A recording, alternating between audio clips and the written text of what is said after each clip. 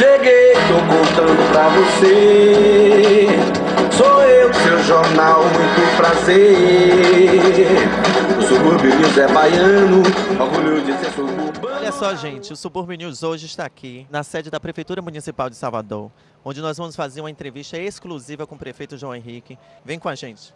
Subúrbio News, oh, oh, Subúrbio News, tem sua casa, Subúrbio News. Olha só, gente, estamos aqui hoje no gabinete do prefeito João Henrique e vamos fazer uma entrevista com ele. Tudo bem, João? Tudo bem, Nelsinho? Tudo bem, André? Muito obrigado a vocês. É um prazer muito grande recebê-los aqui no nosso gabinete, com essa vista, inclusive, sobre uma boa parte do subúrbio ferroviário. Prefeito, deixa eu fazer uma pergunta.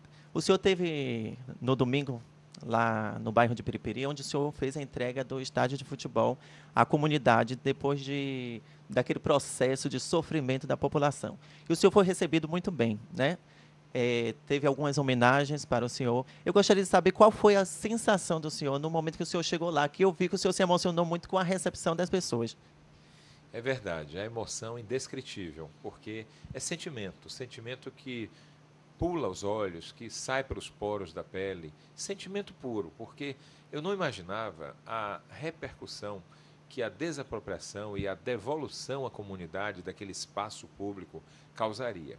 E eu pude ver nos olhos das pessoas, no sentimento das pessoas, no agradecimento, na gratidão, o quanto importante, e eu li ontem no seu editorial, foi aquela entrega daquele espaço de volta para a população. Como você disse no seu editorial, Nelsinho, até a dignidade, a autoestima, o corte do caminho para as drogas, tudo aquilo ali representa. Ou seja, as pessoas passam a ter um espaço para gastar a sua energia.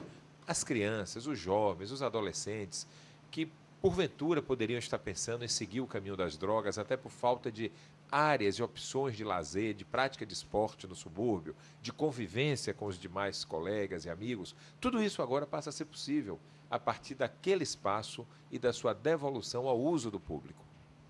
Prefeito, nós podemos observar, né, que a maioria das vezes que o senhor vai até o subúrbio ferroviário para fazer inaugurações ou até mesmo para assinar serviços, uma coisa nos chama a atenção como veículo de comunicação. Nós sentimos a falta da imprensa, né?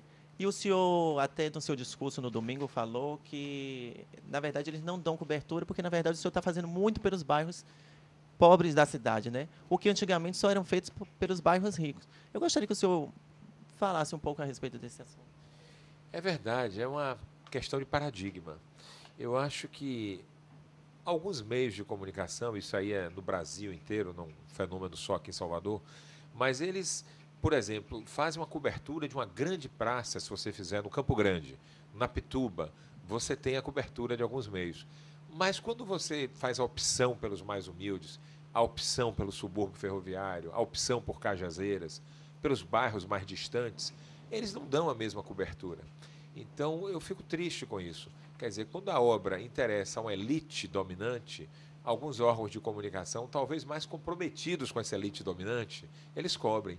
Mas quando a obra é feita pelos mais carentes, pelos mais necessitados, pelos mais pobres, esses meios de comunicação comprometidos com a elite, eles fazem questão de não cobrir. Então eu queria, por isso, também parabenizar o Subúrbio News, porque vocês cobrem, mas vocês cobram também. E o importante é isso, a isenção, a imparcialidade da imprensa, a liberdade de expressão da imprensa. E isso a gente vê no Subúrbio News. Vocês cobrem as obras que são feitas em qualquer lugar da cidade. Vocês cobrem e cobram. E isso é importante, principalmente a cobrança. O que significa para o senhor prefeito a ilha, né? Vamos falar a ilha, que o senhor demonstra também um carinho muito grande e as pessoas sabem que as ilhas também fazem parte do subúrbio ferroviário. É verdade. E há mais de 25 anos que eu trabalho pelas ilhas de Bom Jesus dos Passos, de Maré, de Paramanda, Ponta de Nossa Senhora, Ilha dos Frades. Por quê? Porque durante todos esses anos o que eu vi foi muito abandono, muito esquecimento. Já houve épocas que falava-se em emancipação do subúrbio. Você é muito novo, acho que você não pegou isso não, mas seu pai pegou. Eu alcancei essa época. O subúrbio fazia passeatas, movimentos pela sua emancipação. O subúrbio queria virar outra cidade. Tal era o estado de descaso, de abandono, de desrespeito mesmo à população do subúrbio. Eu participei até de algumas caminhadas no subúrbio naquela época, há mais de 20 anos atrás, quando o subúrbio pedia emancipação já. A mesma coisa a ilha de Bom Jesus dos Passos. Teve um plebiscito lá certa feita para decidir se ela queria pertencer à Madre de Deus ou continuar pertencendo a Salvador. E ela tomou a decisão correta de continuar pertencendo a Salvador. E hoje você vai lá e vê que as pessoas estão, agora sim, satisfeitas com aquela decisão que eles tomaram no plebiscito que foi realizado à época pelo Tribunal Regional Eleitoral, pelo próprio TRE, quando Madre Deus se emancipou de Salvador e havia um movimento dentro da ilha de Bom Jesus que queria também a emancipação, ou seja, que Bom Jesus fosse território do novo município que naquele momento estava sendo construído, que era o município de Madre de Deus.